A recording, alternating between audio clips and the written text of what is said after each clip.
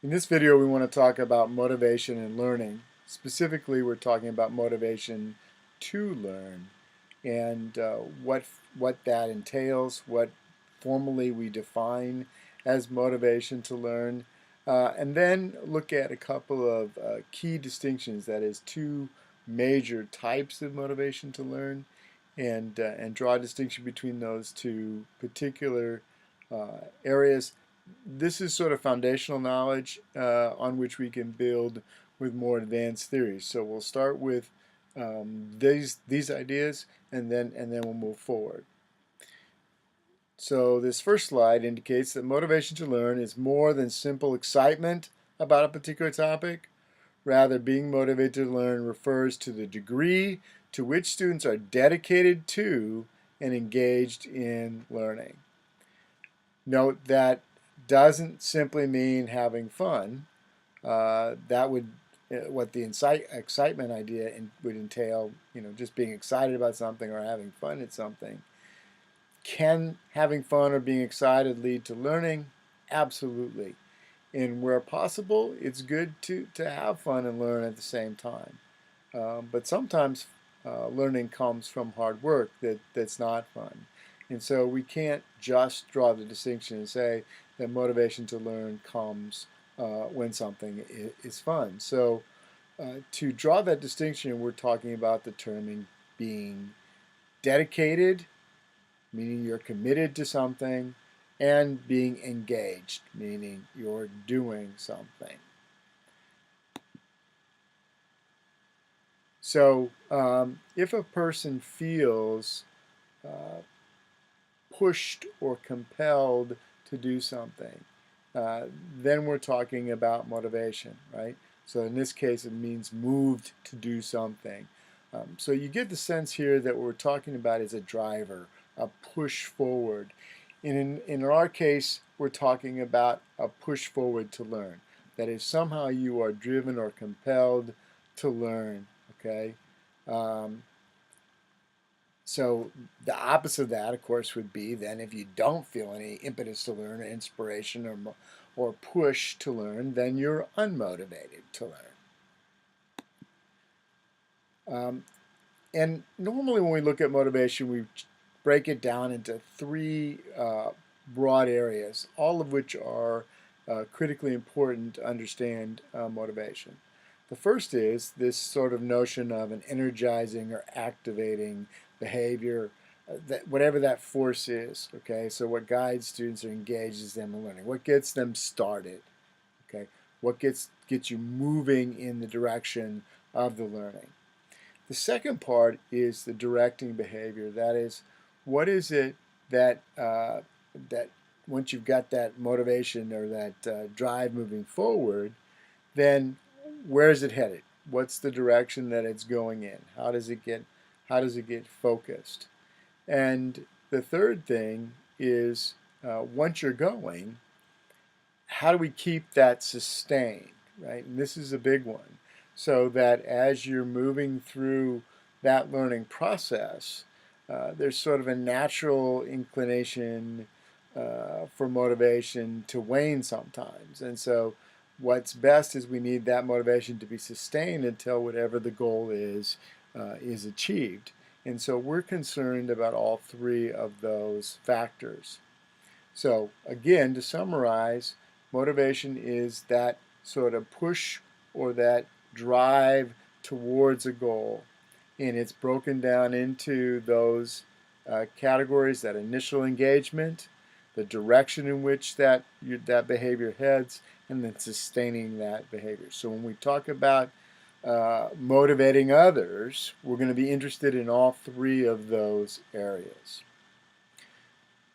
The second part of what I wanted to discuss in this video has to do with a fundamental distinction between two kinds of motivation. And one is extrinsic and the other is intrinsic. Extrinsic, by definition, is motivation that comes from outside of the individual, whereas intrinsic comes from within the person. Both can be valuable, but they're fundamentally very different, okay? So extrinsic motivation is reflected by behaviorism and the principles of operant conditioning. So when we're talking about reinforcing or punishing someone, that motivation, that drive to behave, is coming from outside the person. That is the reinforcer or the person controlling the reinforcement, or the person controlling the punishment. That person is outside of the individual and directing their behavior. So while that can result in changes in behavior and compel people to act in particular ways, research on behaviorism is very clear. It is effective if done correctly. However, there's a problem with that when it comes to learning, because as soon as that external pattern of behavior is taken away, that is, the reinforcer or the punisher is removed, the motivation is also removed. And while if there's been enough of that pattern, that is, that pattern's been sustained and reinforced for some time, we know that that pattern will be sustained for some time and will keep going even after the reinforcement stops. However, we also know of something called extinction, which means that if there is no reinforcement, then eventually the behavior will cease. And so that means that if we want learners to sustain that level of motivation, keeping that going, the last point in the definition, then we have a challenge if we're going to use extrinsic motivation. Okay? So ultimately, we're interested in intrinsic motivation. That is, motivation that comes from within the individual. Okay? So we have drives, pushes that comes within us that are, we find self-satisfying. That is, they're inherently reinforcing, right? That doing the act themselves feels good. We like it. We like the way it makes us feel like the things that it helps us to accomplish, and so we keep doing those things. It doesn't require an outside person for reinforcement. There is a reinforcing factor, but the reinforcing factor is coming from within you.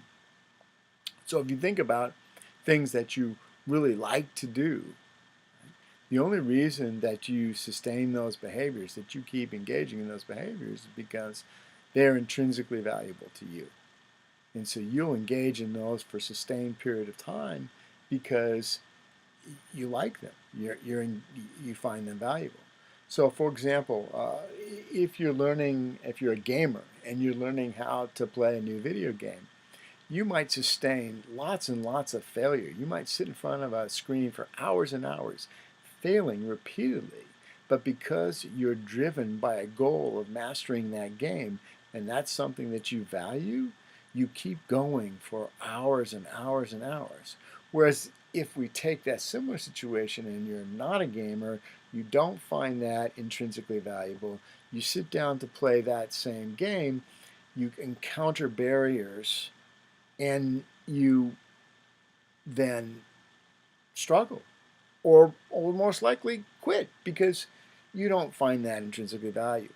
So the difference in performance there on that video game is going to be from somebody who values that and somebody who doesn't value it. And you can probably think of things in your life that are like that, where you put in a lot of effort and energy to achieve a goal because it was valuable to you. And that's what's key. Of course, in education, in the classroom, students don't always find valuable the things that we need them to learn. That is, we have a curriculum that we need to teach them, and they don't always find those things valuable. So therefore, we have to find ways, if we want them to be intrinsically motivated, we have to find ways to help them to be intrinsically motivated. And so there are a variety of techniques that we can use. These are coming out of research, right? Lots and lots of research in this area for a long time. And we found a few factors that make a difference, that really seem to help students to become intrinsically motivated. And so, here's a little bit more defining information. So we know that human beings like to feel competent, right? So because we like to feel competent or successful. Right? Competency means success, or we feel success. We believe we're good at something, or we can do something. If you can do something, then you believe you are competent at that thing. Okay? So we like opportunities to feel competent or to develop competency because competency makes us feel good. Okay? So we also know that human beings in general, from birth, like novelty. They like things that are new and different. And so that will motivate us to engage in behavior. People also like to feel what we call autonomous. That means that we like to feel that we have the capacity to do things as human beings, as individuals, not tied to other people, but simply as our own person to get something done, that we can function independently. So having some success at something independent of other people can be very valuable, can be very motivating. And then the last thing there is engaging in activities of your own volition. That means, very simply, choice. Choice is motivating, right? If you ask or give students or children an opportunity to do something, what will they do? If you put a bunch of 4 or 5-year-olds in a room, what are they going to do? They're going to naturally be inquisitive about each other. They're going to talk to each other. They're going to make friends, and they're going to play. Play is what 4 and 5-year-olds do. It's naturally fun, it's interesting for them, and they'll explore their environment. They'll investigate whatever manipulatives or things are available to them. They'll play a game. If they don't have anything available, they'll make something up. Okay? But they'll play together because that's their natural state of affairs, right? So that's their choice. They're making choice. So by definition, play is a choice activity. Okay? So one of the basic tools that we can use to help motivate students is to give them choices. Okay? Now, moving on to those specific things that we can do. What are things that build intrinsic motivation? Okay? The first is challenge. And if people are motivated by facing a challenge for meaningful goals, okay, that require activity at a continuously optimal level of difficulty. And this is something called an inverted U function, right? So that we find that if something is way too difficult, you're not likely to have successful. That's the far side of the U, right?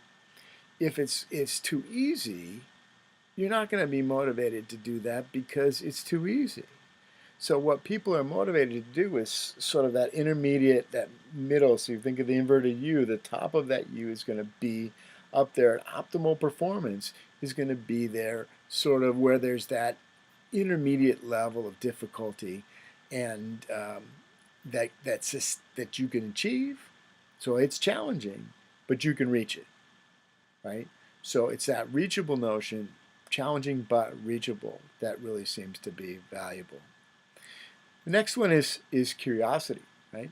So we all find different things interesting, but by definition, right, human beings are curious. So we find some things interesting or curious, and if you can hook into the things that children find interesting, that they're curious about, then they will follow that interest. They will explore, right? Curiosity leads to exploration, trying to figure something out. And so if somebody is curious and trying to figure something out, they tend to sustain a behavior across a period of time. Control is also motivating. That is, people, going back to that notion of autonomy I talked about a minute ago, people like to have control. And so if you give them the opportunity to control things, then that may be very motivating for them. Interestingly, research has also shown that when we engage in fantasy, we tend to be very motivating.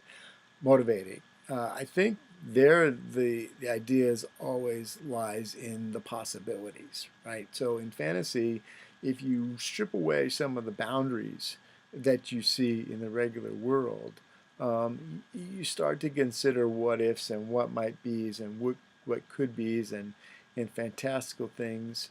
And I think human beings find that very engaging, those possibilities.